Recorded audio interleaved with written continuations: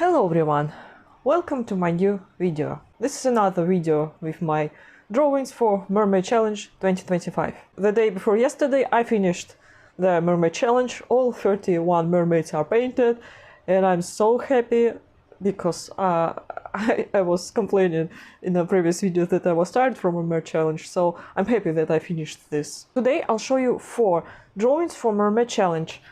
I'm talking about these drawings. I'm gonna be honest that at first I wanted to record this video yesterday, but I recorded it today because I really don't want to record this video, and the reason for that is because I'm not a fan of the drawing that I made in these 4 days. Okay, no, I like only one drawing out of these 4 drawings, and I was thinking like, should I post the process of creating it or should I not post it? But I decided that it's better to post it, even if I don't think that this drawing is perfect, because maybe some of you would be interested to see how not very successful drawings look like, and maybe you will learn something new in this video. So let me show you how I was painting it. First drawing is called Aquarium. I painted how a little girl has aquarium with mermaids and she is very happy about it. This is first drawing that I don't really like from my Mermay Challenge. The reason for that is because I don't like how I painted chin of this girl. But anyway, I think this was a good idea for drawing. This is why I'm sharing this with you.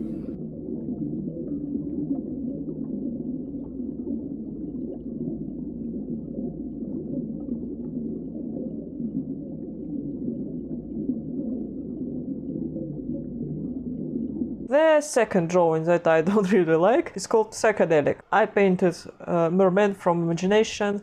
He is creating optical illusions, and I don't know, maybe he's a magician. What I don't like about this drawing is that I have no idea how to paint optical illusions.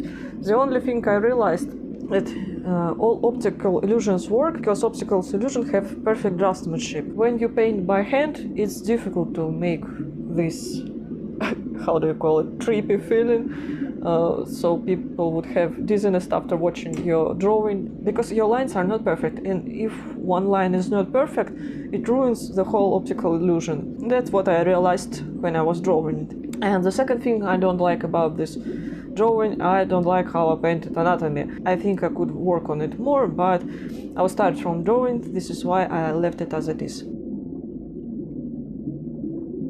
Third drawing that I'm going to show you is the drawing that I actually like. The topic for the drawing is Stitch. I didn't want to paint Stitch from Disney's cartoon. This is why I decided to paint a woman who is serving mermaid doll. She is sewing eyes of this doll, and honestly I wanted to paint it and make it as a cute illustration, and somehow it reads more as something horror-like, and I think this is due to the needle that is very close to doll's eye create this effect of some kind Coraline horror. I'm talking about cartoon, and I think this is good drawing, especially compared to the rest drawing that you'll see in this video. The topic for the fourth drawing is watercolor. I decided to paint complicated illustration. I started to draw it in Procreate. After I made the sketch for this illustration, I opened my sketchbook and painted a mermaid with watercolor.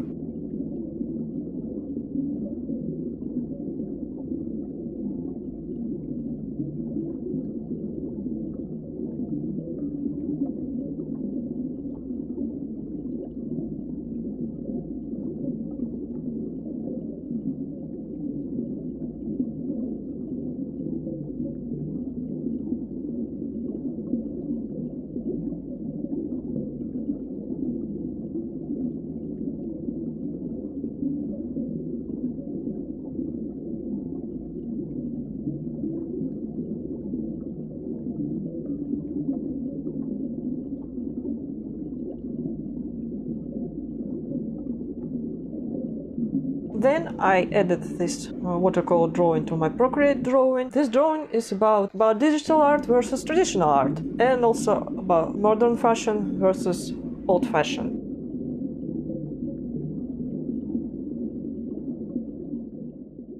So yeah, that's how I created these 4 drawings. As I said before, I'm not a fan of the drawing called Aquarium and Psychedelic. And watercolor drawing is okay, and I like the stitch drawing. What I'm gonna be doing today is I wanted to make a video compilation of my mermaid drawings for Mermay 2025, and this is gonna be short video. So if I finish it today, I think I'll post this video and also I post a short. I'm glad that I still recorded this video because, as I said in the beginning of the video, it's weird. It's been weeks since I painted this drawing, and of course I see mistakes now. Maybe some of you would say something like, yeah, but you can correct your mistakes, why won't you do that?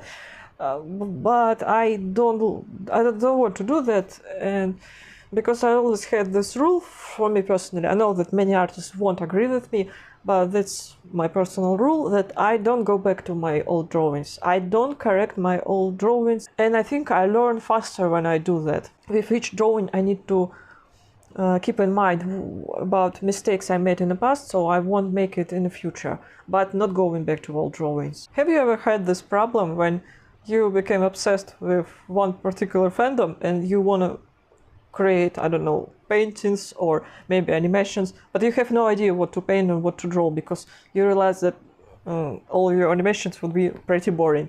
I have this problem with the rookie fandom.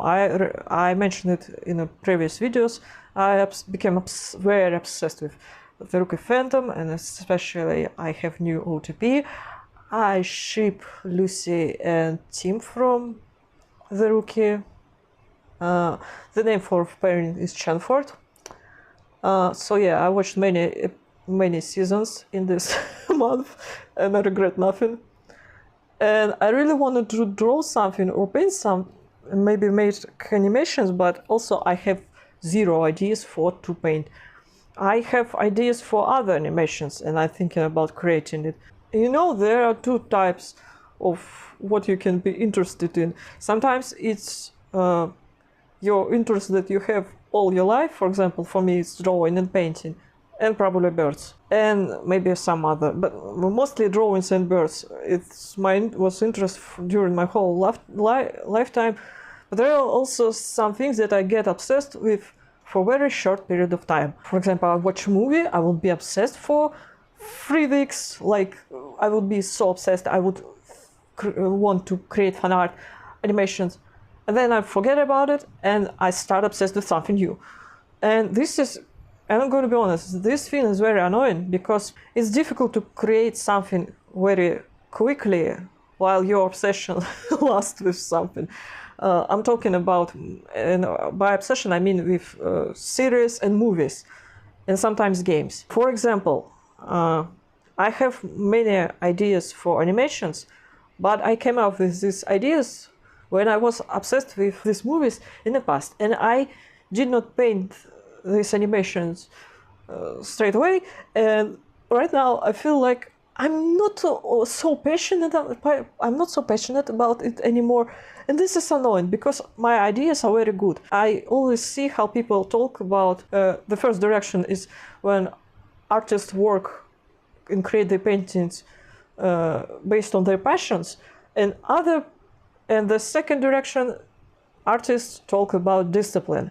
And I see it all the time. If these 2 categories of people would meet each other, they would not understand each other. I think you probably figure out what type of human I am if you watch my videos. You know, sometimes when you meet people, they could not believe that if you are not interested in something, you cannot paint it.